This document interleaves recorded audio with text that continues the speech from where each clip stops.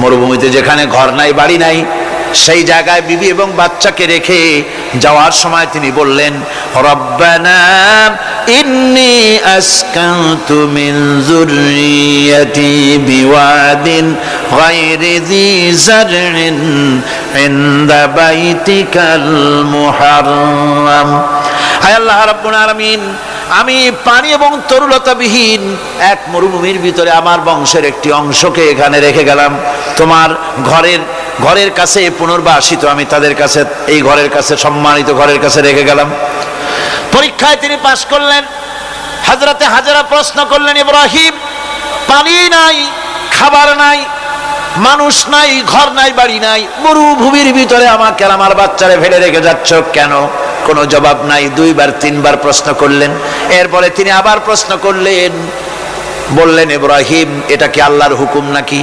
হযরত ইব্রাহিম আলাইহিস সালাম নিজের কলিজার টুকরা সন্তান আর বিবিকে রেখে যেতেছেন ভারাক্রান্ত মন নিয়ে। তিনি আকাশের দিকে আঙ্গুল উঁচু করে দেখালেন। হযরত হাজেরা বুঝলেন ইনি তো আল্লাহর পয়গম্বর, আমার কোনো অপরাধে এভাবে ফেলে যাওয়ার কথা নয়। তিনি বুঝলেন এটা আল্লাহর হুকুম। হযরতে হাজেরা বললেন, ইব্রাহিম রে, নিশ্চিন্ত মনে বাড়ি ফিরে যাও, আমার মনে কোনো চিন্তা নাই, কোনো পেরেশানি আর এখন নাই। আল্লাহর হুকুমেই যদি আমাকে এই মরুভূমির ভিতরে ফেলে যেয়ে থাকো, তাহলে আমি ওই আল্লাহর প্রতি এতটা ভরসা রাখি যে এই মরুভূমির ভিতরে জল পানি শূন্য, খাদ্য শূন্য জায়গায় আমি আমার বাচ্চাকে আল্লাহ রব্বুল আলামিন না খাওয়াইয়া মারবেন না। দ্বিতীয় পরীক্ষায় পাশ করল। 3 নম্বরে পরীক্ষা হলো, সন্তান বড় হয়ে গেছে, বুদ্ধি হয়েছে, দৌড়াতে পারে। আল্লাহ রাব্বুল আলামিন হুকুম করলেন, ছেলেকে জবাহ করো। কত বড় আগুনের পরীক্ষা! কোরআন শরীফ বলছে, হযরত ইব্রাহিম আলাইহিস সালাম নিজের ছেলেকে ডেকে নিয়ে বললেন, ইয়া বুনাইয়া ইন্নী আরা ফিল মানামি আন্নী আযবাহুক ফানজুর মাযা তারা। হে আমার কলিজার টুকরা সন্তান, আমি স্বপ্নে দেখেছি যেন আমি তোমাকে জবাহ করতেছি, তোমার রায় কি, তোমার মত কি, আমারে শোনাও। ছেলে পয়গম্বর, ছেলে তার জবাবে বললেন, ইয়া আবাতি ফাআল মা তু'মার সাতাজিদুনি ইনশাআল্লাহু মিনাস সাবিরিন। হে আমার আব্বাজান, আপনি যে ব্যাপারে স্বপ্নের ভিতরে আদিষ্ট হয়েছেন, আপনি তা কার্যকরী করুন। আমাকে এতটুকু অধৈর্যের মধ্যে পাবেন না, আমাকে ধৈর্যশীলদের মধ্যে পাবেন। আমারে আপনি আল্লাহর হুকুম পালন করেন। আল্লাহ পাক শোনাচ্ছেন, ফালাম্মা আসলামা ওয়া তাল্লাহু লিল জাবিন। পিতা পুত্র দুজনই রাজি হয়ে গেল। পিতা তার ছেলেকে কাঁধ করে গলার উপরে ছুরি ধরেছেন। আল্লাহ রাব্বুল আলামিন ইসমাইল জবাহ হোক, এটা আল্লাহ চান নাই, আল্লাহ চেয়েছেন পরীক্ষা করতে। পরীক্ষায় ইব্রাহিম পাশ হয়ে গেলেন। আল্লাহ পাক বলছেন, ওয়ানাদাইনাহু আইয়া ইব্রাহিম قد صدقت الرؤيا إنا كذلك نجزي المحسنين। আমি ইব্রাহিমকে ডেকে বললাম, ইব্রাহিম, তুমি তোমার স্বপ্নকে বাস্তবে রূপ দিয়েছো, আর এভাবেই করি আমি মুহসিনদেরকে পুরস্কৃত করে থাকি। আল্লাহ পাক খুশি হলেন। আল্লাহ পাক বললেন, ইন্না হাযা লাবালাউল মুবিন। নিঃসন্দেহে এটি একটি বিরাট পরীক্ষা ছিল, ঠিক কি না গণ? আল্লাহ নিজে বলছেন এটা একটি বিরাট পরীক্ষা, আজিম ইমতিহান। সে ইমতিহানে তিনি পাশ করলেন। পরীক্ষায় উত্তীর্ণ হওয়ার জন্য রব্বুল আলামিন পুরস্কার দিয়া দিলেন। আল্লাহ পাক বললেন, সালামুন আলা ইব্রাহিম। পড়েন সবাই, সালামুন আলা ইব্রাহিম। ইব্রাহিমের প্রতি আল্লাহ পাক বললেন, ইব্রাহিমের প্রতি সালাম রইল। সুবহানাল্লাহি ওয়া বিহামদিহি। ইবাদত এর আনুগত্যের এই উৎকৃষ্ট দৃষ্টান্ত স্থাপনের পর আল্লাহ পাক তার গোটা বিশ্বের মুসলমানদেরকে কিয়ামত পর্যন্ত ইব্রাহিম আলাইহিস সালামকে জাতির পিতা বানায়া দিলে। সুবহানাল্লাহ কইতে ইচ্ছা করে না? এরকমের পরীক্ষা কোন পিতারা দিতে পারছে নাকি? গোটা বিশ্বের সমস্ত মানব মণ্ডলীর জন্য আল্লাহ পাক ইব্রাহিম আলাইহিস সালামকে কিয়ামত পর্যন্ত জাতির পিতা হিসাবে ঘোষণা করেছেন। সুবহানাল্লাহ। মিল্লাতা আবিকুম ইব্রাহিম হুয়া সাম্মাকুমুল মুসলিমিন। তোমরা তোমাদের পিতা ইব্রাহিমের মিল্লাতের উপর প্রতিষ্ঠিত হও। আল্লাহ পাক বলছেন তোমাদের পিতা ইব্রাহিমের মিল্লাতের উপরে প্রতিষ্ঠিত হও, আর আল্লাহ তোমাদের নাম রেখেছে মুসলমান, তোমরা হচ্ছে মুসলমান।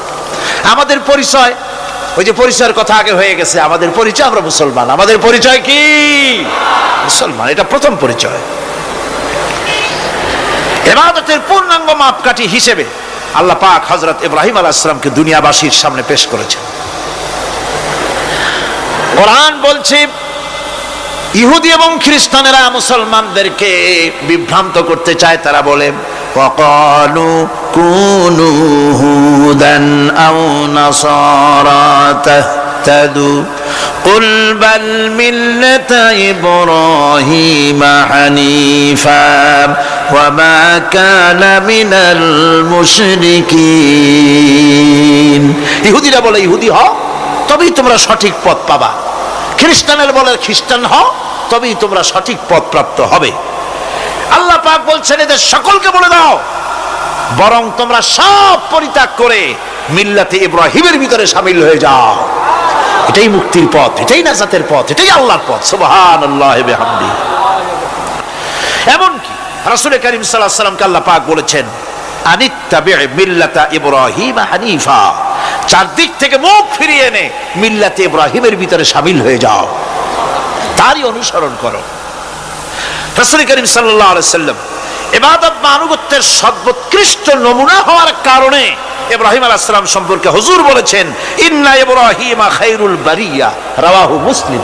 হুজুর সাল্লাল্লাহু আলাইহি ওয়াসাল্লাম বলেছেন ইব্রাহিম হচ্ছেন জগতের সর্বোত্তম ব্যক্তি। সুবহানাল্লাহ। আমার নবী নফসকে অনুসরণ করে, প্রবৃত্তিকে অনুসরণ করে কোনো কথা বলেন না।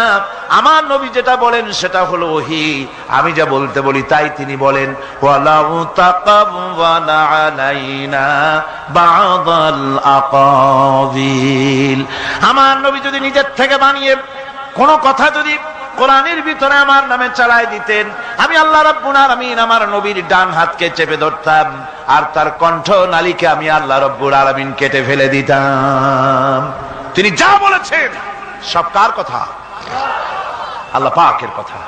তিনি হচ্ছেন গোটা বিশ্বের সর্বশ্রেষ্ঠ চরিত্রের আধার। তার চরিত্রের সার্টিফিকেট আল্লাহ পাক দিচ্ছেন। চরিত্রের সার্টিফিকেট কে দিলেন? আল্লাহ পাক দিয়েছেন। কোরআনে কারীমের মধ্যে আল্লাহ রাব্বুল আলামিন বলেন ওয়া ইন্নাকা লাআলা খুলুকিন আযীম। নবী হে, আপনি হচ্ছেন পুত পবিত্র চরিত্রের উপরে প্রতিষ্ঠিত। সুবহানাল্লাহ ওয়া বিহামদিহি। আপনি শ্রেষ্ঠ চরিত্রের উপরে প্রতিষ্ঠিত।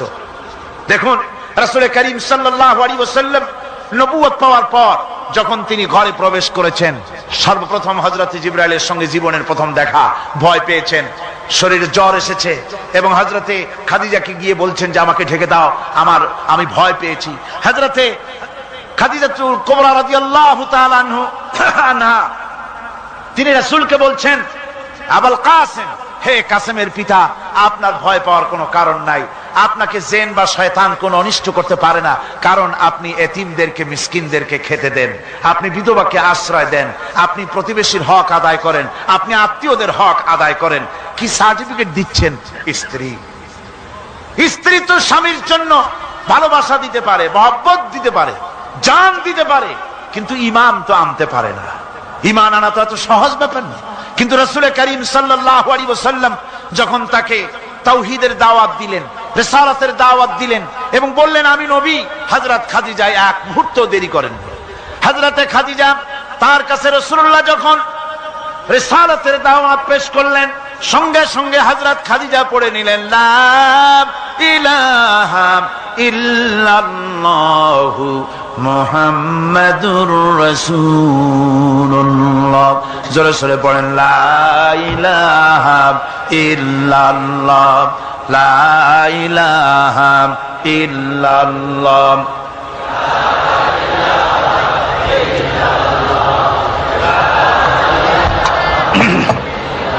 মহব্বতের সাথে জোরে সরে পড়েন লা ইলাহা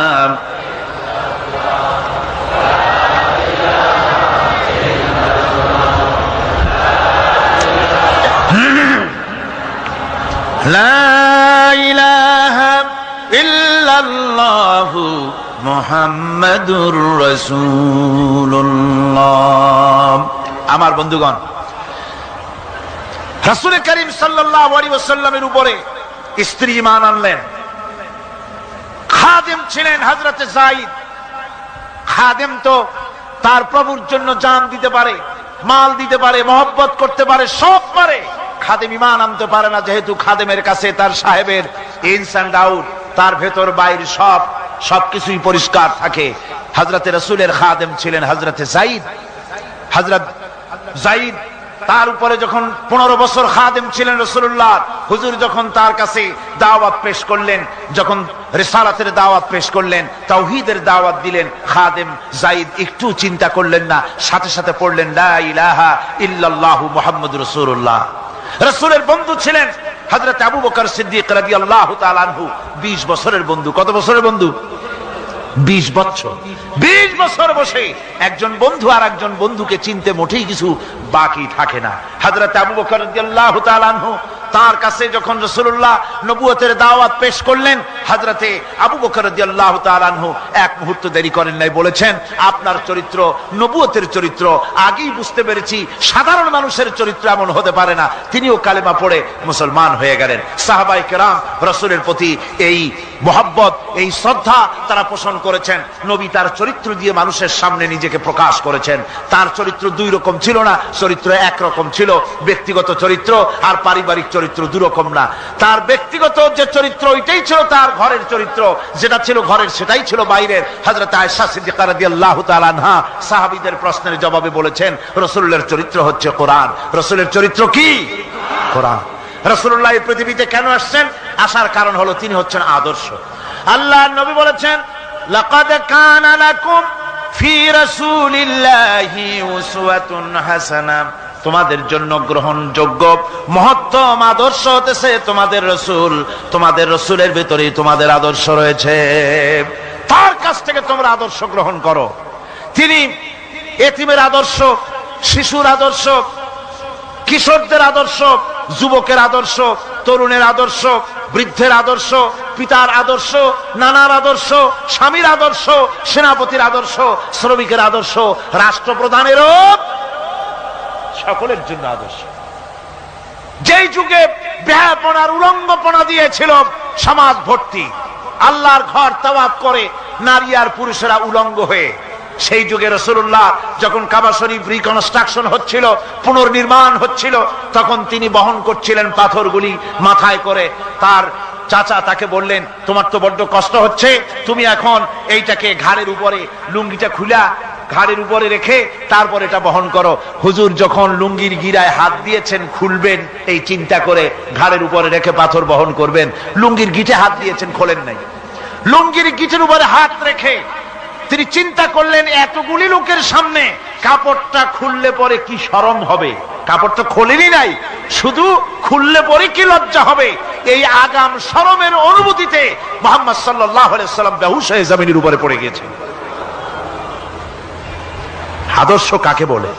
শিশুর আদর্শ, কিশোরের আদর্শ, স্বামীর আদর্শ, পিতার আদর্শ, নানার আদর্শ, গোটা পৃথিবীর সমস্ত মানুষের আদর্শ রাসূল করিম সাল্লাল্লাহু আলাইহি ওয়াসাল্লাম। তার কাছে তিনি স্ত্রীদের আদর্শ ছিলেন, তিনি নানার আদর্শ ছিলেন। ইমাম হোসেনকে তিনি কোলে নিচ্ছেন, ঘাড়ে উঠছে বাচ্চা, বুকের উপরে উঠছে।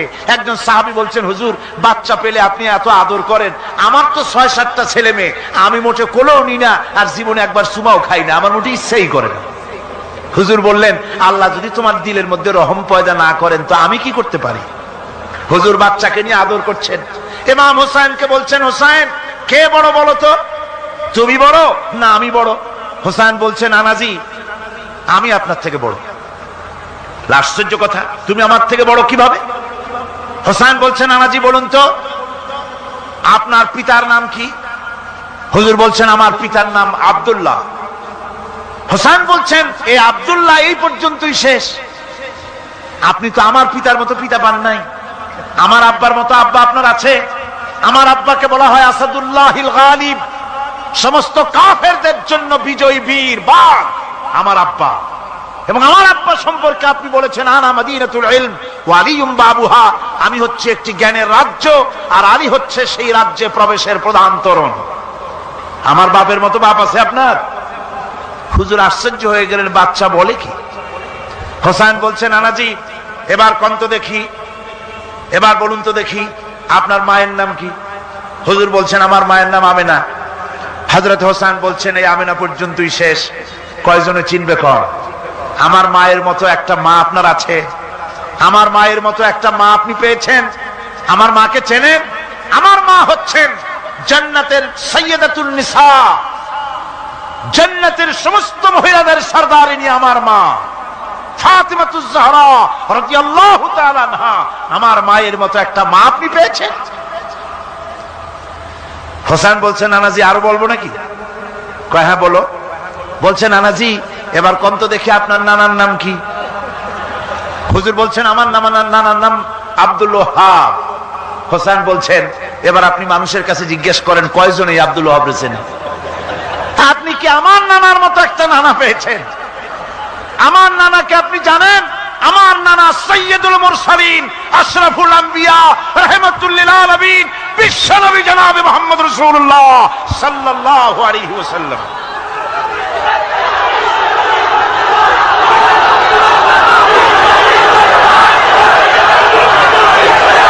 রাসূল করিম সাল্লাল্লাহু আলাইহি ওয়াসাল্লাম হোসেনকে বুকের সাথে জড়িয়ে ধরে হোসেনের ঠোঁটের উপরে, তার চিবুকের উপরে, তার গণ্ডদেশে, তার কপলে বারবার চুমো খেতে লাগলেন আর বললেন নানা আমি আজকে তোমার সামনে হেরে গেলাম। সুবহানাল্লাহি ওয়া বিহামদিহি।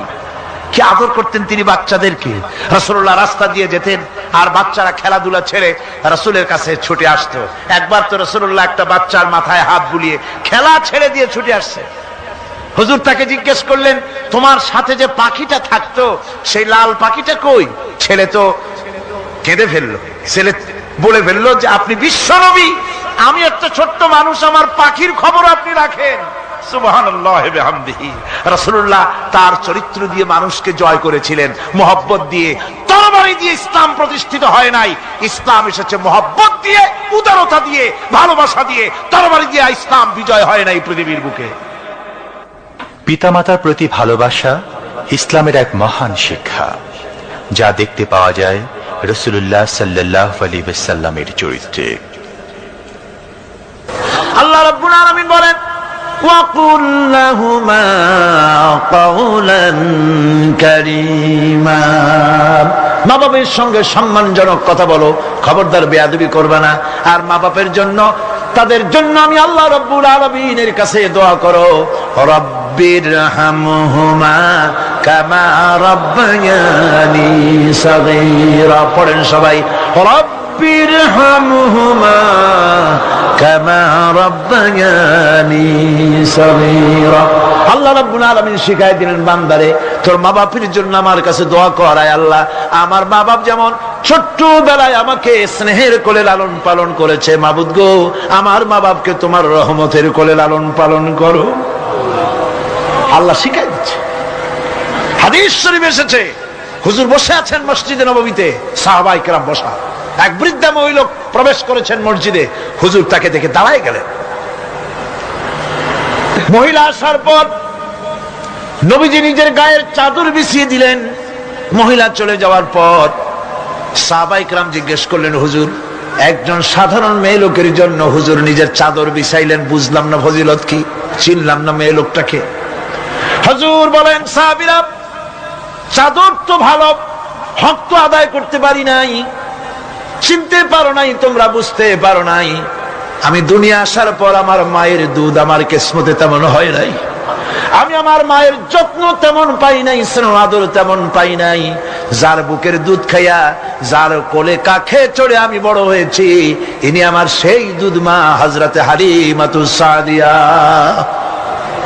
বন্ধুরা, মা যদি বেঁচে থাকে রাত্রে বাড়ি গিয়ে পায়ে ধরুন, বলেন মা অন্যায় করেছি, জীবনে বহু বেয়াদবি করেছি, আমারে মাফ করে দাও।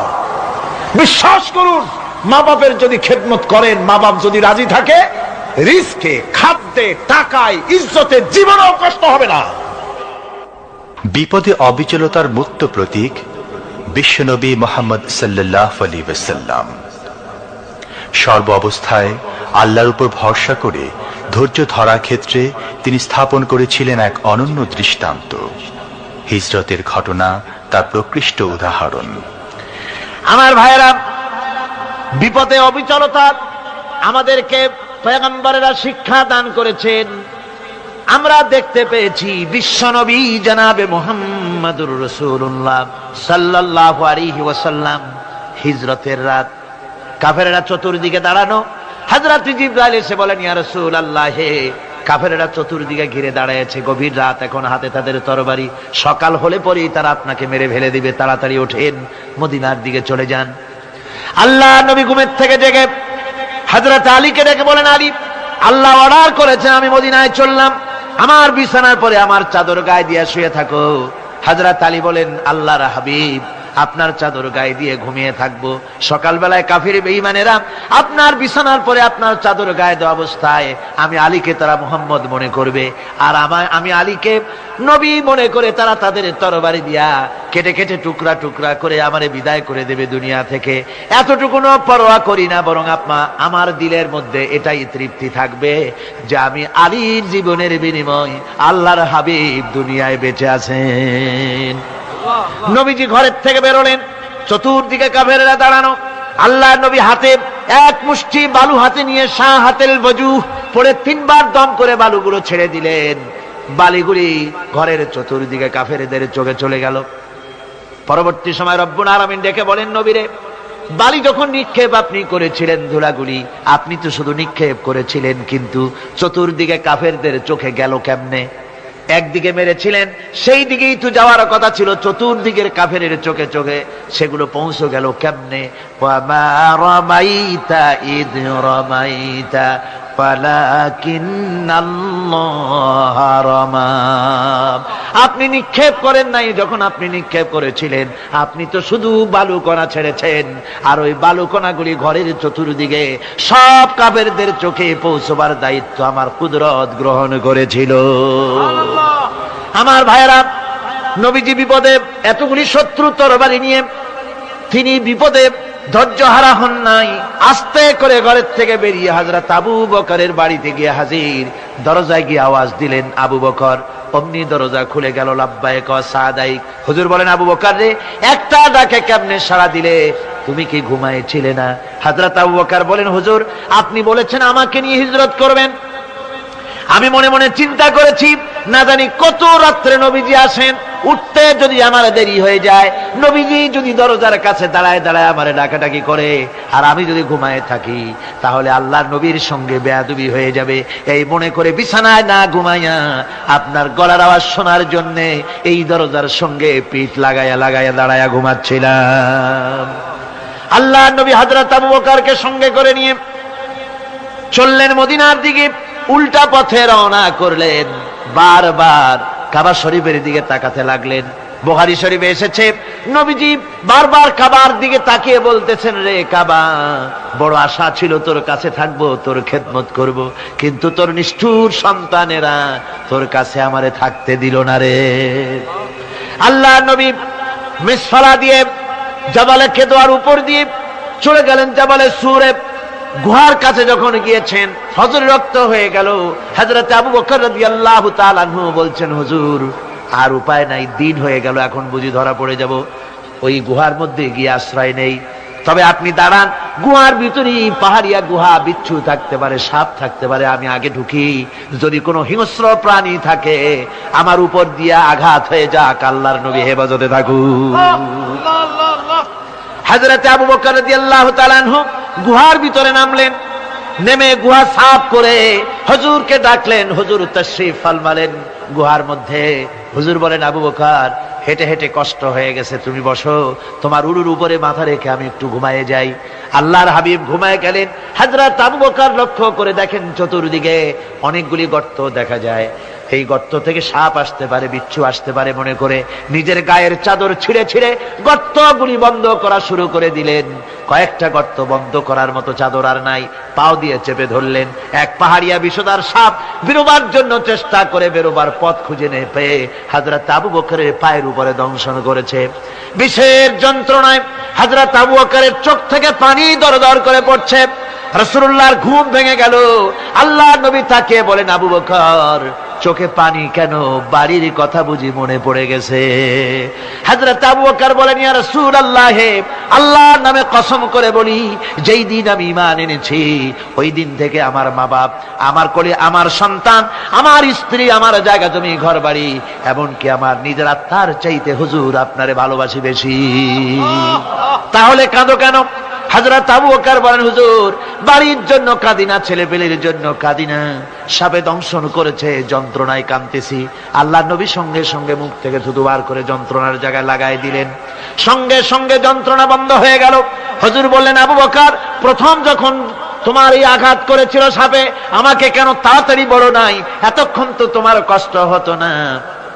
হযরত আবু বকর বলেন, ইয়া রাসূলুল্লাহ, ওটা তো সাপে কাটার যন্ত্রণা, ওই যন্ত্রণায় আমার রক্ত জ্বলতেছে, যন্ত্রণায় যন্ত্রণায় আমার কলেজাটা যদি ফেটেও যেত। আল্লাহর হাবিব আরাম ফরমাচ্ছিলেন, আমি তাকে আরামে বিঘ্ন ঘটাতে পারতাম না। আমার ভাইয়েরা, হযরত আবু বকর হযরত রাসূল দুজন বসে আছেন। এমনি সময় কাফের বেঈমানেরা খুঁজতে খুঁজতে জায়গা মতো এসে গেছে।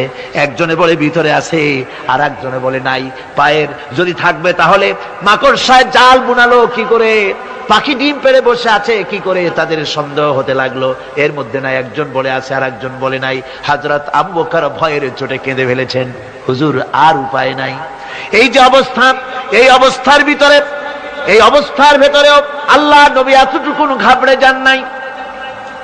শত্রুরা তরবারি নিয়ে এসেছে, সুযোগ পেলেই একটু তাকালেই দেখতে পাবে, তুলে মেরে ফেলে দেবে। আল্লাহর হাবিব মোটেই ধৈর্য হারালেন না, এতটুকুন হতাশ হলেন না।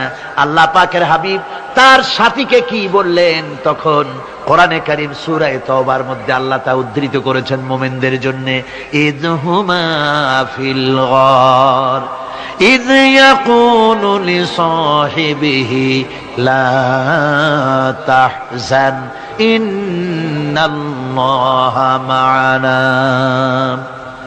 ও আমার সাথী, ও বন্ধু, ভয় করো না, চিন্তা করো না, আমরা মাইনরিটি নই, আমরাই মেজরিটি। তার কারণ আল্লাহ আমাদের সাথে আছেন। সুবহানাল্লাহ। রাসূলুল্লাহ সাল্লাল্লাহু আলাইহি ওয়াসাল্লাম অত্যন্ত সাদাসিধে জীবন যাপন করতেন। হিজরত করে মদিনায় গিয়ে ইসলামী রাষ্ট্র কায়েম করার পরও তার দারিদ্রতা কাটেনি। হাদিসে এসেছে সে কথা। হযরত আবু হুরায়রা রাদিয়াল্লাহু তাআলা আনহু বলেন, আমি রাসূলুল্লাহর কাছে গেলাম, হুজুরকে গিয়ে সালাম করলাম। আল্লাহর নবী সালামের জবাব দিলেন, কিন্তু দেখতে পেলাম মুখ নড়ে, আওয়াজ বেরোলো না। কারণ কি? কাছে গিয়ে দেখি নবীজি ক্ষুধার যন্ত্রণায় কথা বলতেছেন, আওয়াজ বেরোতেছে না। এত ক্ষুধা লেগেছে আল্লাহর নবীর। 2-4 দিন চলে গেছে, খাবার নাই।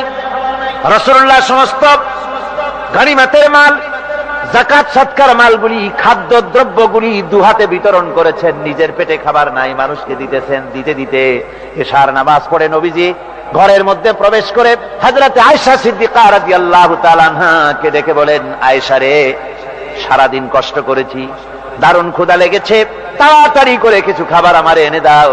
হযরত আয়েশা হুজুরের ক্ষুধার্ত শ্রান্ত ক্লান্ত চেহারার দিকে তাকাইয়া হযরত আয়েশা কেঁদে ফেলেছেন। হযরত মা আয়েশা কাঁদেন আর বলেন, ইয়া রাসূলুল্লাহ, আল্লাহর নামের কসম করে বলি, আমি আয়েশার ঘরে কোনো পানি ছাড়া কোনো খাবার নাই। এই ছিল রাসূলের আদর্শ।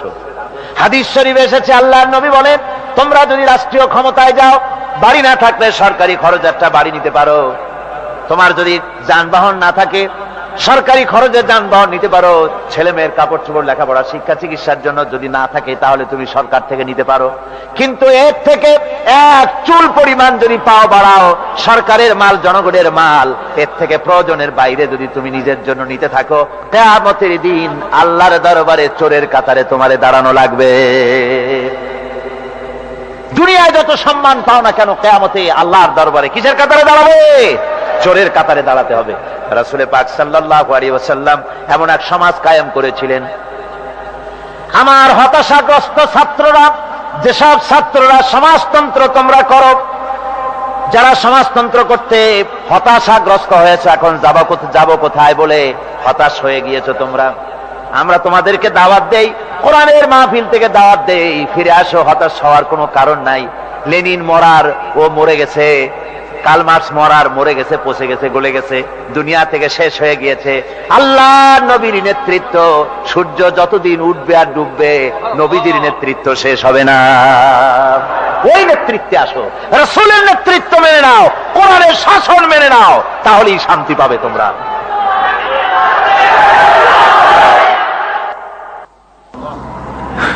আল্লাহর নবী দুপুরে আরাম করতেছিলেন।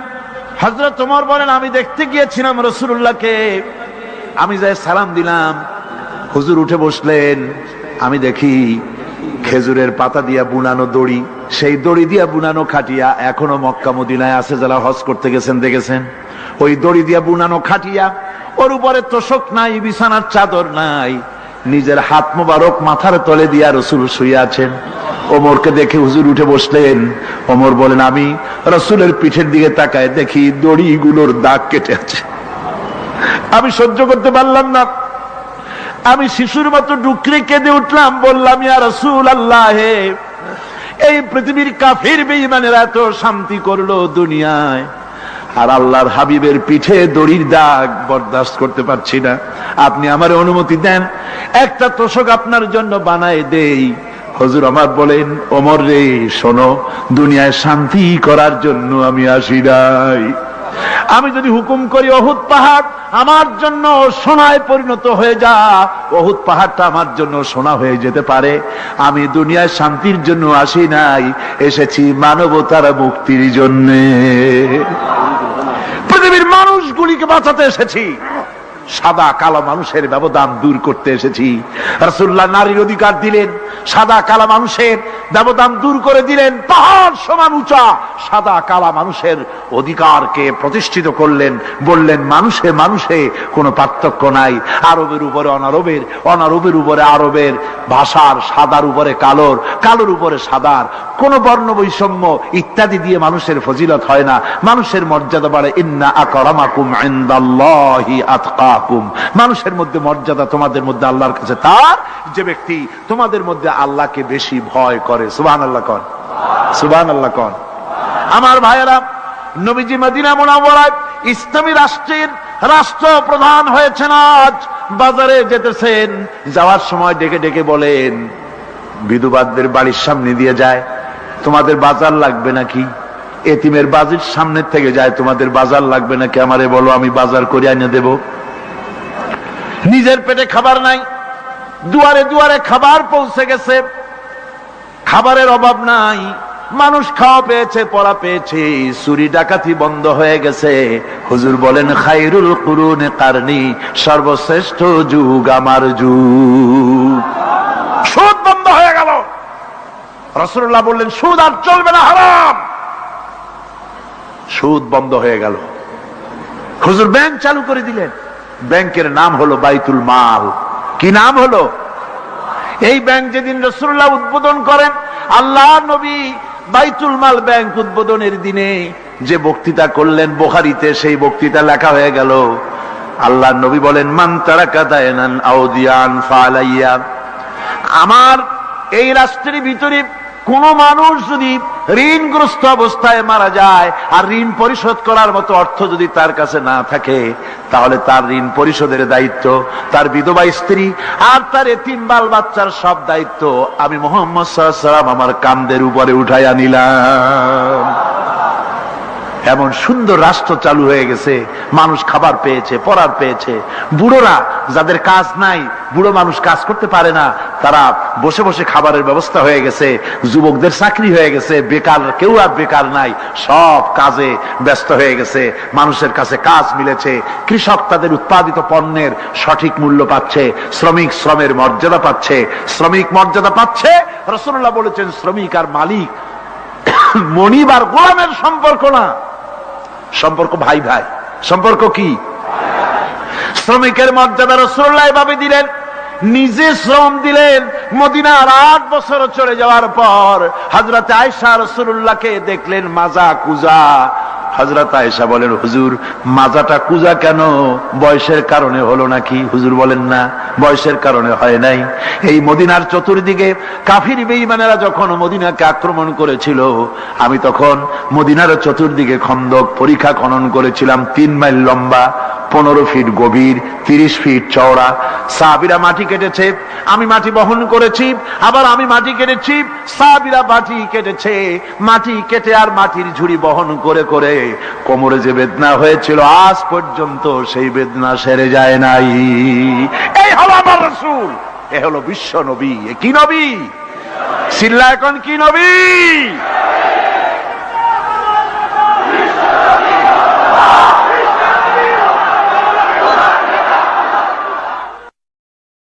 হুকুম করি অহুদ পাহাড় আমার জন্য সোনায় পরিণত হয়ে যা। অহুদ পাহাড়টা আমার জন্য সোনা হয়ে যেতে পারে। আমি দুনিয়ায় শান্তির জন্য আসি নাই, এসেছি মানবতার মুক্তির জন্য। পৃথিবীর মানুষগুলিকে বাঁচাতে এসেছি, সাদা কালো মানুষের ব্যবধান দূর করতে এসেছি। রাসূলুল্লাহ নারীর অধিকার দিলেন, সাদা কালা মানুষের ব্যবধান দূর করে দিলেন। পাহাড় সমান উঁচা সাদা কালা মানুষের অধিকারকে প্রতিষ্ঠিত করলেন, বললেন মানুষে মানুষে কোনো পার্থক্য নাই।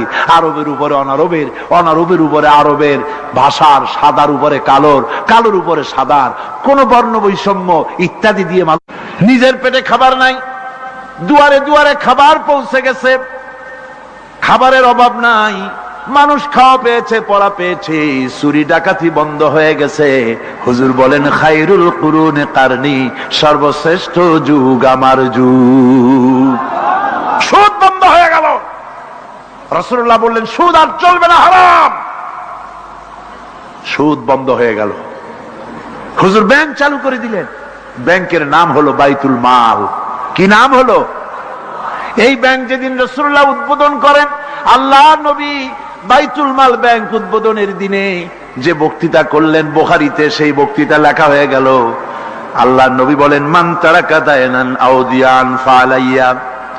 আমার এই রাষ্ট্রের ভিতরে কোন মানুষ যদি ঋণগ্রস্ত অবস্থায় মারা যায় আর ঋণ পরিশোধ করার মতো অর্থ যদি তার কাছে না থাকে, তাহলে তার ঋণ পরিশোধের দায়িত্ব, তার বিধবা স্ত্রী আর তার এতিম বাল বাচ্চার সব দায়িত্ব আমি মুহাম্মদ সাল্লাল্লাহু আলাইহি ওয়াসাল্লাম আমার কাঁধের উপরে উঠাইয়া নিলাম। এমন সুন্দর রাষ্ট্র চালু হয়ে গেছে, মানুষ খাবার পেয়েছে, পড়ার পেয়েছে। বুড়োরা যাদের কাজ নাই, বুড়ো মানুষ কাজ করতে পারে না, তারা বসে বসে খাবারের ব্যবস্থা হয়ে গেছে। যুবকদের চাকরি হয়ে গেছে, বেকার কেউ আর বেকার নাই, সব কাজে ব্যস্ত হয়ে গেছে, মানুষের কাছে কাজ মিলেছে। কৃষক তাদের উৎপাদিত পণ্যের সঠিক মূল্য পাচ্ছে, শ্রমিক শ্রমের মর্যাদা পাচ্ছে, শ্রমিক মর্যাদা পাচ্ছে। রাসূলুল্লাহ বলেছেন শ্রমিক আর মালিক মনিব আর গোলামের সম্পর্ক না, সম্পর্ক ভাই ভাই। সম্পর্ক কি? শ্রমিকের মর্যাদা রাসূলুল্লাহ এভাবে দিলেন, নিজে শ্রম দিলেন। মদিনার 8 বছর চলে যাওয়ার পর হযরত আয়েশা রাসূলুল্লাহকে দেখলেন মাজা কুজা। হযরত আয়েশা বলেন, হুজুর মাজাটা কুজা কেন? বয়সের কারণে হলো নাকি? হুজুর বলেন, না, বয়সের কারণে হয় নাই। এই মদিনার চতুর্দিকে কাফির বেঈমানেরা যখন মদিনাকে আক্রমণ করেছিল, আমি তখন মদিনার চতুর্দিকে খন্দক পরিখা খনন করেছিলাম, 3 মাইল লম্বা, 15 ফিট গভীর, 30 ফিট চওড়া। সাহাবীরা মাটি কেটেছে, আমি মাটি বহন করেছি, আবার আমি মাটি কেটেছি, সাহাবীরা মাটি কেটেছে। মাটি কেটে আর মাটির ঝুড়ি বহন করে করে কোমরে যে বেদনা হয়েছিল, আজ পর্যন্ত সেই বেদনা সেরে যায় নাই। এই হলো আমার রাসূল, এ হলো বিশ্ব নবী। এ কি নবী? চিল্লা এখন কি নবী?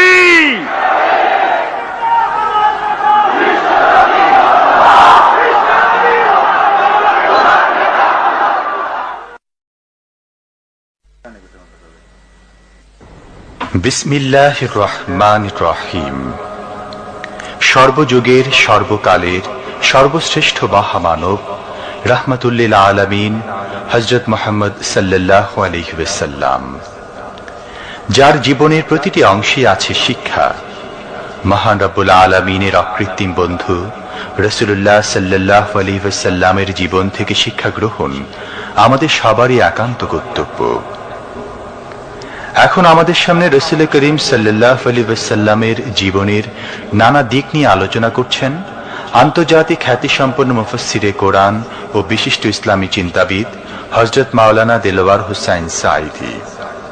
শব্দগ্রহণে মাহসিন সাউন্ড সিস্টেম, প্রযোজনায় সিএইচপি, পরিবেশনায় স্পন্দন অডিও ভিজুয়াল সেন্টার, ঢাকা।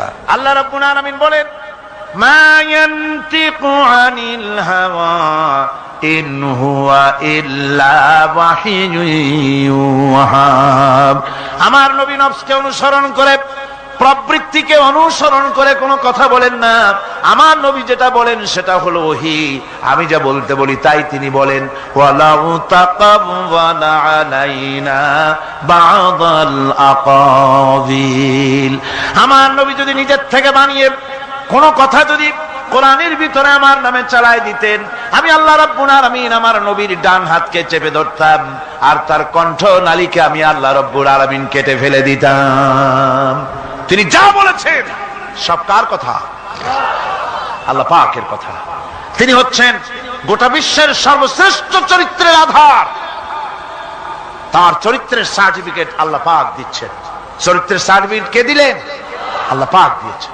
কোরআনে কারীমের মধ্যে আল্লাহ রাব্বুল আলামিন বলেন, ওয়া ইন্নাকা লাআলা খুলুকিন আযীম। নবী হে, আপনি হচ্ছেন পুত পবিত্র চরিত্রের উপরে প্রতিষ্ঠিত। সুবহানাল্লাহ ওয়া বিহামদিহি। আপনি শ্রেষ্ঠ চরিত্রের উপরে প্রতিষ্ঠিত। দেখুন, রাসূল করিম সাল্লাল্লাহু আলাইহি ওয়াসাল্লাম নবুয়ত পাওয়ার পর যখন তিনি ঘরে প্রবেশ করেছেন, সর্বপ্রথম হযরত জিবরাইলের সঙ্গে জীবনের প্রথম দেখা। ভয় পেয়েছেন, শরীরে জ্বর এসেছে, এবং হযরতে খাদিজাকে গিয়ে বলছেন যে আমাকে ঢেকে দাও, আমি ভয় পেয়েছি। হযরতে খাদিজাতুল কুবরা রাদিয়াল্লাহু তাআলা আনহা তিনি রাসূলকে বলছেন, আবুল কাসেম, হে কাসেমের পিতা, আপনার ভয় পাওয়ার কোনো কারণ নাই। আপনাকে জিন বা শয়তান কোনো অনিষ্ট করতে পারে না, কারণ আপনি এতিমদেরকে, মিসকিনদেরকে খেতে দেন, আপনি বিধবাকে আশ্রয় দেন, আপনি প্রতিবেশীর হক আদায় করেন, আপনি আত্মীয়দের হক আদায় করেন। কি সার্টিফিকেট দিচ্ছেন? স্ত্রী তো স্বামীর জন্য ভালোবাসা দিতে পারে, মহব্বত দিতে পারে, জান দিতে পারে, কিন্তু ঈমান তো আনতে পারে না। ঈমান আনা তো এত সহজ ব্যাপার না। কিন্তু রাসূল করিম সাল্লাল্লাহু আলাইহি ওয়াসাল্লাম যখন তাকে তাওহীদের দাওয়াত দিলেন, রিসালাতের দাওয়াত দিলেন, এবং বললেন আমি নবী, হযরত খাদিজা এক মুহূর্ত দেরি করেন। হযরতে খাদিজা তার কাছে রাসূলুল্লাহ যখন রিসালাতের দাওয়াত পেশ করলেন, সঙ্গে সঙ্গে হযরত খাদিজা পড়ে নিলেন, লা ইলাহা ইল্লাল্লাহু মুহাম্মাদুর রাসূলুল্লাহ। জোরে সোরে পড়েন, লা ইলাহা ইল্লাল্লাহ, লা ইলাহা ইল্লাল্লাহ।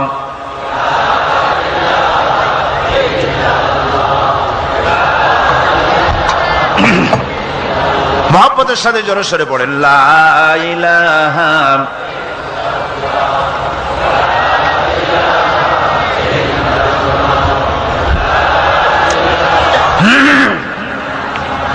লা ইলাহা ইল্লাল্লাহু মুহাম্মাদুর রাসূলুল্লাহ।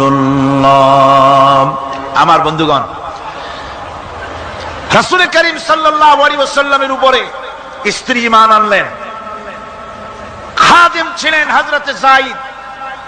খাদেম তো তার প্রভুর জন্য জান দিতে পারে, মাল দিতে পারে, মহব্বত করতে পারে, সব পারে। খাদেম ঈমান আনতে পারে না, যেহেতু খাদেমের কাছে তার সাহেবের ইনস এন্ড আউট, তার ভেতর বাইরে সবকিছুই পরিষ্কার থাকে। হযরতে রাসূলের খাদেম ছিলেন হযরতে যায়েদ। হযরত যায়েদ তার উপরে যখন 15 বছর খাদেম ছিলেন রাসূলুল্লাহ, হুজুর যখন তার কাছে দাওয়াত পেশ করলেন, যখন রিসালাতের দাওয়াত পেশ করলেন, তাওহীদের দাওয়াত দিলেন, খাদেম যায়েদ একটু চিন্তা করলেন না, সাথে সাথে পড়লেন, লা ইলাহা ইল্লাল্লাহু মুহাম্মাদুর রাসূলুল্লাহ।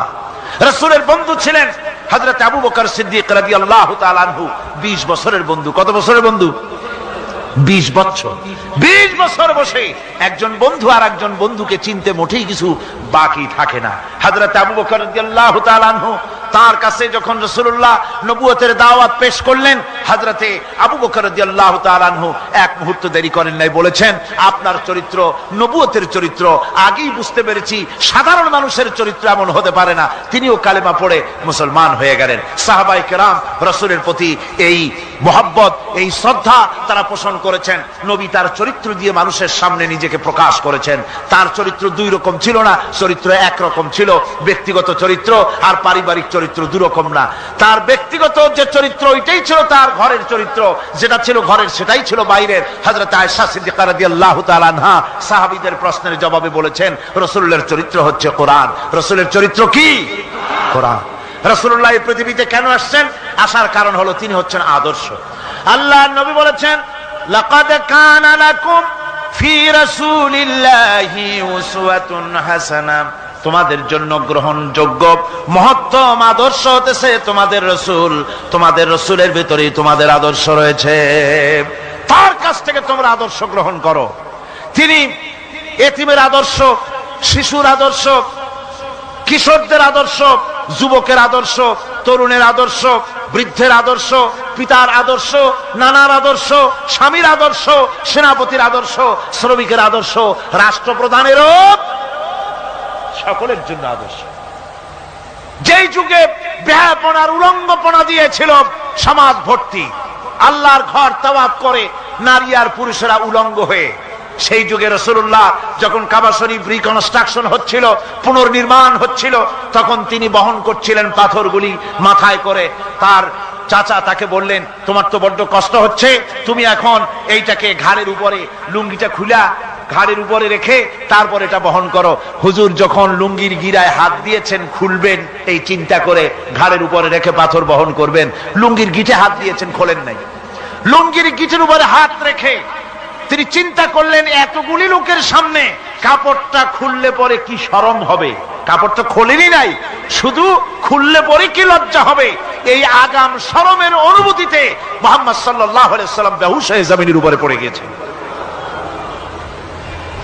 আদর্শ কাকে বলে? শিশুর আদর্শ, কিশোরের আদর্শ, স্বামীর আদর্শ, পিতার আদর্শ, নানার আদর্শ, গোটা পৃথিবীর সমস্ত মানুষের আদর্শ রাসূল করিম সাল্লাল্লাহু আলাইহি ওয়াসাল্লাম। তার কাছে তিনি স্ত্রীদের আদর্শ ছিলেন, তিনি নানার আদর্শ ছিলেন। ইমাম হোসাইনকে তিনি কোলে নিচ্ছেন, ঘাড়ে উঠছে বাচ্চা, বুকের উপরে উঠছে। একজন সাহাবী বলছেন হুজুর বাচ্চা পেলে আপনি এত আদর করেন, আমার তো ৬-৭টা ছেলে মেয়ে, আমি মোটে কোলেও নি না আর জীবনে একবার সুমাও খাই না, আমার মোটে ইচ্ছাই করে না। হুজুর বললেন আল্লাহ যদি তোমার দিলের মধ্যে রহম পয়দা না করেন তো আমি কি করতে পারি। হুজুর বাচ্চাকে নিয়ে আদর করছেন। ইমাম হোসেনকে বলছেন হোসেন কে বড় বলো তো, তুমি বড় না আমি বড়? হোসেন বলছেন নানাজি আমি আপনার থেকে বড়। আশ্চর্য কথা, তুমি আমার থেকে বড় কিভাবে? হোসেন বলছেন নানাজি বলুন তো আপনার পিতার নাম কি?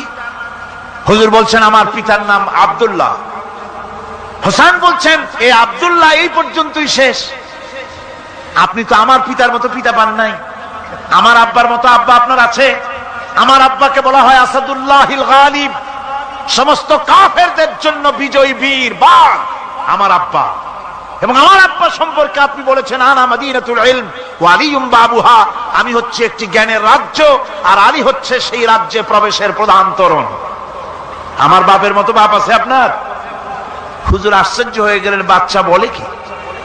হোসেন বলছেন নানাজি এবার কোন তো দেখি, এবার বলুন তো দেখি আপনার মায়ের নাম কি?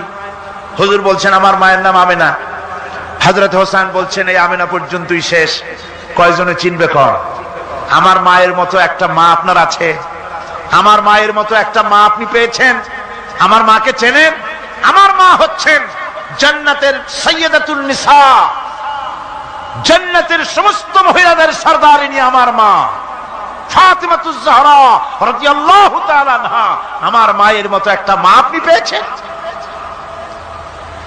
হোসেন বলছেন নানাজি আরো বলবো নাকি? কয় হ্যাঁ বলো। বলছেন নানাজি এবার কোন তো দেখি আপনার নানার নাম কি? হুজুর বলছেন আমার নানার নাম আব্দুল ওয়াহাব। হোসেন বলছেন এবার আপনি মানুষের কাছে জিজ্ঞেস করেন কয়জন এই আব্দুল ওয়াহাব চেনে? আপনি কি আমার নানার মতো একটা নানা পেয়েছেন? আমার নানাকে আপনি জানেন? আমার নানা সাইয়্যিদুল মুরসালিন আশরাফুল আম্বিয়া রাহমাতুল লিল আলামিন বিশ্বনবী জনাবে মুহাম্মদ রাসূলুল্লাহ সাল্লাল্লাহু আলাইহি ওয়াসাল্লাম।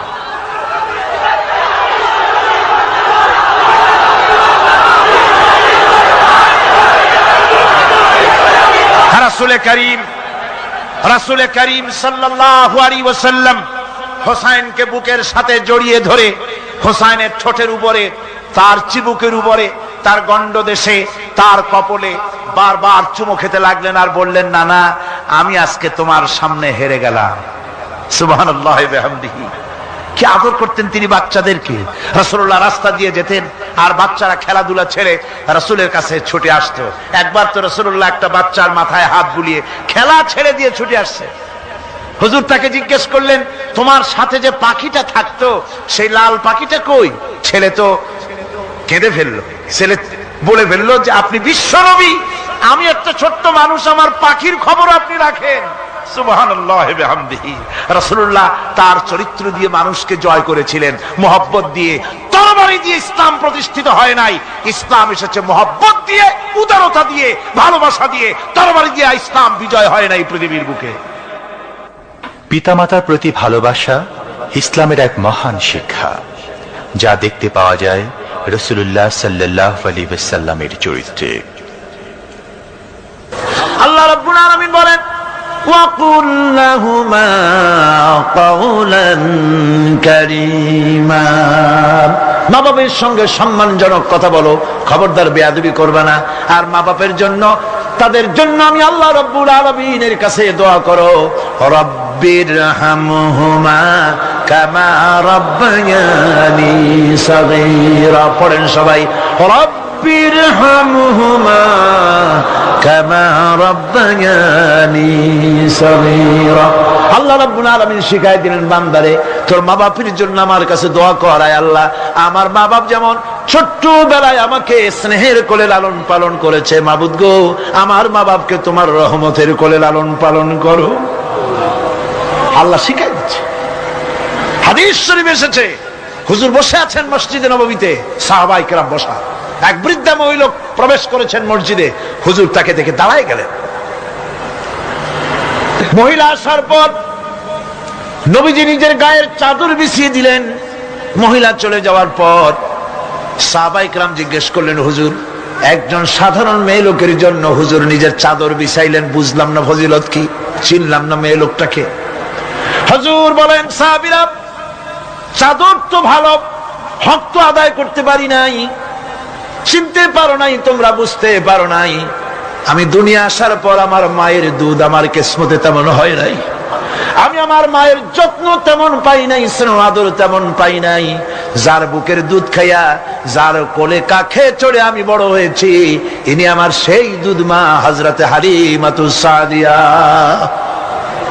বন্ধুরা, মা যদি বেঁচে থাকে, রাত্রে বাড়ি গিয়ে পায়ে ধরুন, বলেন মা অন্যায় করেছি, জীবনে বহু বেয়াদবি করেছি, আমারে মাফ করে দাও। বিশ্বাস করুন, মা বাপের যদি খেদমত করেন, মা বাপ যদি রাজি থাকে, রিজকে, খাদ্যে, টাকায়, ইজ্জতে জীবনেও কষ্ট হবে না। বিপদে অবিচলতার মূর্ত প্রতীক বিশ্বনবী মুহাম্মদ সাল্লাল্লাহু আলাইহি ওয়াসাল্লাম।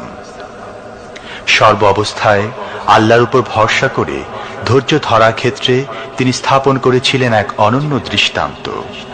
হিজরতের ঘটনা তার প্রকৃষ্ট উদাহরণ।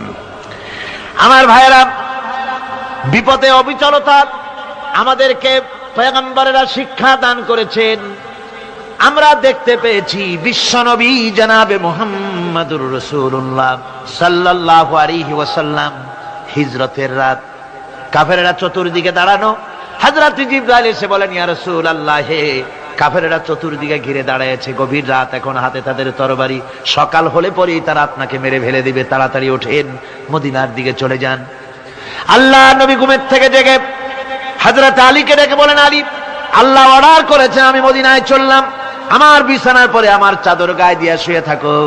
হযরত আলী বলেন, আল্লাহর হাবিব, আপনার চাদর গায়ে দিয়ে ঘুমিয়ে থাকবো। সকালবেলায় কাফির বেঈমানেরা আপনার বিছানার পরে আপনার চাদর গায়ে দেওয়া অবস্থায় আমি আলীকে তারা মুহাম্মদ মনে করবে, আর আমি আলীকে নবী মনে করে তারা তাদের তরবারি দিয়া কেটে কেটে টুকরা টুকরা করে আমারে বিদায় করে দেবে দুনিয়া থেকে।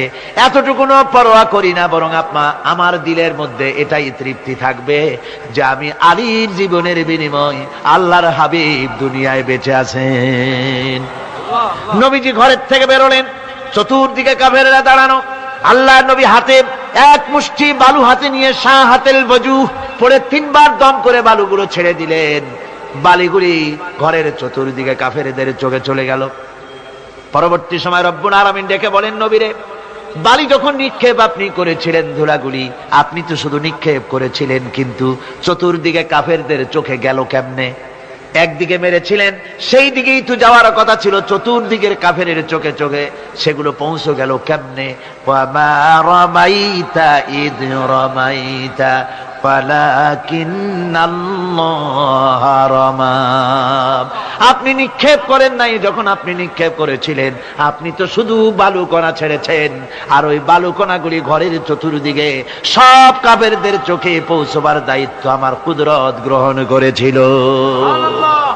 আমার ভাইয়েরা, নবীজি বিপদে, এতগুলি শত্রু তরবারি নিয়ে তিনি বিপদে ধৈর্য হারা হন নাই। আস্তে করে ঘরের থেকে বেরিয়ে হযরত আবু বকরের বাড়িতে গিয়ে হাজির। দরজায় গিয়ে আওয়াজ দিলেন, আবু বকর। অমনি দরজা খুলে গেল। লাব্বাইক ওয়া সাদাইক। হুজুর বলেন, আবু বকর রে, একটা ডাকে কেমনে সাড়া দিলে? তুমি কি ঘুমাইছিলে না? হযরত আবু বকর বলেন, হুজুর, আপনি বলেছেন আমাকে নিয়ে হিজরত করবেন।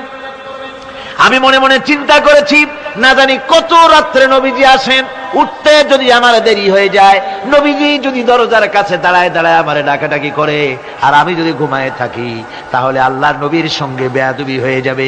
এই মনে করে বিছানায় না ঘুমাইয়া আপনার গলার আওয়াজ শোনার জন্য এই দরজার সঙ্গে পিঠ লাগাইয়া লাগাইয়া দাঁড়াইয়া ঘুমাচ্ছিলাম। আল্লাহর নবী হযরত আবু বকরকে সঙ্গে করে নিয়ে চললেন মদিনার দিকে। উল্টা পথে রওনা করলেন। বারবার কাবা শরীফের দিকে তাকাতে লাগলেন। বুখারী শরীফে এসেছে, নবীজি বারবার কাবার দিকে তাকিয়ে বলতেছেন, রে কাবা, বড় আশা ছিল তোর কাছে থাকবো, তোর খেদমত করব, কিন্তু তোর নিষ্ঠুর সন্তানেরা তোর কাছে আমারে থাকতে দিল না রে। আল্লাহ নবী মিসফালা দিয়ে জাবালে কেদোয়ার উপর দিয়ে চলে গেলেন জাবালে সুরে। গুহার কাছে যখন গিয়েছেন, হযরত রক্ত হয়ে গেল। হযরত আবু বকর রাদিয়াল্লাহু তাআলা আনহু বলছেন, হুজুর, আর উপায় নাই, দিন হয়ে গেল, এখন বুঝি ধরা পড়ে যাব, ওই গুহার মধ্যে গিয়ে আশ্রয় নেই। তবে আপনি দাঁড়ান, গুহার ভিতরেই পাহাড়িয়া গুহা, বিচ্ছু থাকতে পারে, সাপ থাকতে পারে, আমি আগে ঢুকি, যদি কোনো হিংস্র প্রাণী থাকে আমার উপর দিয়ে আঘাত হয়ে যাক, আল্লাহর নবী হেফাজতে থাকুক। হযরত আবু বকর রাদিয়াল্লাহু তাআলা আনহু গুহার ভিতরে নামলেন। নেমে গুহা সাফ করে হুজুরকে ডাকলেন। হুজুর তাশরীফ ফরমালেন গুহার মধ্যে। হুজুর বলেন, আবু বকর, হেঁটে হেঁটে কষ্ট হয়ে গেছে, তুমি বসো, তোমার উরুর উপরে মাথা রেখে আমি একটু ঘুমায়ে যাই। আল্লাহর হাবিব ঘুমায় গেলেন। হযরত আবু বকর লক্ষ্য করে দেখেন চতুর্দিকে অনেকগুলি গর্ত দেখা যায়। এই গর্ত থেকে সাপ আসতে পারে, বিচ্ছু আসতে পারে মনে করে নিজের গায়ের চাদর ছিঁড়ে ছিঁড়ে গর্তগুলি বন্ধ করা শুরু করে দিলেন। কয়েকটা গর্ত বন্ধ করার মতো চাদর আর নাই, পাও দিয়ে চেপে ধরলেন। এক পাহাড়িয়া বিষধর সাপ বেরোবার জন্য চেষ্টা করে বেরোবার পথ খুঁজে না পেয়ে হযরত আবু বকরের পায়ের উপরে দংশন করেছে। বিষের যন্ত্রণায় হযরত আবু বকরের চোখ থেকে পানি দরদর করে পড়ছে। রাসূলুল্লাহর ঘুম ভেঙে গেল। আল্লাহর নবী তাকিয়ে বলেন, আবু বকর, চোখে পানি কেন? বাড়ির কথা বুঝি মনে পড়ে গেছে? হযরত আবু বকর বলেন, ইয়া রাসূলুল্লাহ, আল্লাহর নামে কসম করে বলি, যেই দিন আমি ঈমান এনেছি ওই দিন থেকে আমার মা বাপ, আমার কোলে আমার সন্তান, আমার স্ত্রী, আমার জায়গা জমি, ঘর বাড়ি, এমনকি আমার নিজের আত্মার চাইতে হুজুর আপনারে ভালোবাসি বেশি। তাহলে কাঁদো কেন? হযরত আবু বকর বলেন, হুজুর, বাড়ির জন্য কাঁদিনা, ছেলেপেলের জন্য কাঁদিনা, সাপে দংশন করেছে, যন্ত্রণায় কাঁদতেছি। আল্লাহর নবী সঙ্গে সঙ্গে মুখ থেকে থুতু বার করে যন্ত্রণার জায়গায় লাগাই দিলেন। সঙ্গে সঙ্গে যন্ত্রণা বন্ধ হয়ে গেল। হুজুর বললেন, আবু বকর, প্রথম যখন তোমার এই আঘাত করেছিল সাপে, আমাকে কেন তাড়াতাড়ি বলো নাই? এতক্ষণ তো তোমার কষ্ট হতো না। হযরত আবু বকর বলেন, ইয়া রাসূলুল্লাহ, ওটা তো সাপে কাটার যন্ত্রণা, ওই যন্ত্রণায় আমার রক্ত জ্বলতেছে, যন্ত্রণায় যন্ত্রণায় আমার কলেজাটা যদি ফেটেও যেত। আল্লাহর হাবিব আরাম ফরমাচ্ছিলেন, আমি তাকে আরামে বিঘ্ন ঘটাতে পারতাম না। আমার ভাইয়েরা, হযরতে আবু বকর, হযরতে রাসূল দুজন বসে আছেন। এমনি সময় কাফের বেঈমানেরা খুঁজতে খুঁজতে জায়গা মতো এসে গেছে। একজনে বলে ভিতরে আছে, আর একজনে বলে নাই। পায়ের যদি থাকবে তাহলে মাকড়সায় জাল বুনালো কি করে, পাখি ডিম পেড়ে বসে আছে কি করে, তাদের সন্দেহ হতে লাগলো। এর মধ্যে নাই, একজন বলে আছে আর একজন বলে নাই। হযরত আবু বকর ভয়ের চোটে কেঁদে ফেলেছেন, হুজুর আর উপায় নাই। এই যে অবস্থা, এই অবস্থার ভিতরে, এই অবস্থার ভেতরেও আল্লাহ নবী এতটুকু ঘাবড়ে যান নাই। শত্রুরা তরবারি নিয়ে এসেছে, সুযোগ পেলেই একটু তাকালেই দেখতে পাবে, তুলে মেরে ফেলে দেবে। আল্লাহর হাবিব মোটেই ধৈর্য হারালেন না, এতটুকু হতাশ হলেন না। আল্লাহ পাকের হাবিব তার সাথীকে কি বললেন? তখন কোরআনে কারীম সূরা তাওবার মধ্যে আল্লাহ তা উদ্ধৃত করেছেন মুমিনদের জন্য, ইযহুমা ফিল গার إذ يقول لصاحبه لا تحزن إن الله معنا। ও আমার সাথী, ও বন্ধু, ভয় করো না, চিন্তা করো না, আমরা মাইনরিটি নই, আমরাই মেজরিটি। তার কারণ আল্লাহ আমাদের সাথে আছেন। সুবহানাল্লাহ। রাসূলুল্লাহ সাল্লাল্লাহু আলাইহি ওয়াসাল্লাম অত্যন্ত সাদাসিধে জীবন যাপন করতেন। হিজরত করে মদিনায় গিয়ে ইসলামী রাষ্ট্র কায়েম করার পরও তার দারিদ্রতা কাটেনি। হাদিসে এসেছে সে কথা। হযরত আবু হুরায়রা রাদিয়াল্লাহু তাআলা আনহু বলেন, আমি রাসূলুল্লাহর কাছে গেলাম, হুজুরকে গিয়ে সালাম করলাম।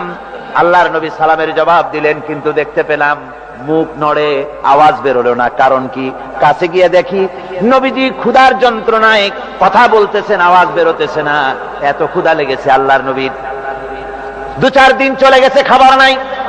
রাসূলুল্লাহ সমস্ত গনিমতের মাল, যাকাত সদকার মালগুলি, খাদ্য দ্রব্যগুলি দুহাতে বিতরণ করেছেন। নিজের পেটে খাবার নাই, মানুষকে দিতেছেন। দিতে দিতে এশার নামাজ পড়ে নবীজি ঘরের মধ্যে প্রবেশ করে হযরত আয়েশা সিদ্দিকা রাদিয়াল্লাহু তাআলা আনহাকে ডেকে বলেন, আয়েশা রে, সারাদিন কষ্ট করেছি, দারুণ ক্ষুধা লেগেছে, তাড়াতাড়ি করে কিছু খাবার আমারে এনে দাও। হযরত আয়েশা হুজুরের ক্ষুধার্ত শ্রান্ত ক্লান্ত চেহারার দিকে তাকাইয়া হযরত আয়েশা কেঁদে ফেলেছেন। হযরত মা আয়েশা কাঁদেন আর বলেন, ইয়া রাসূলুল্লাহ, আল্লাহ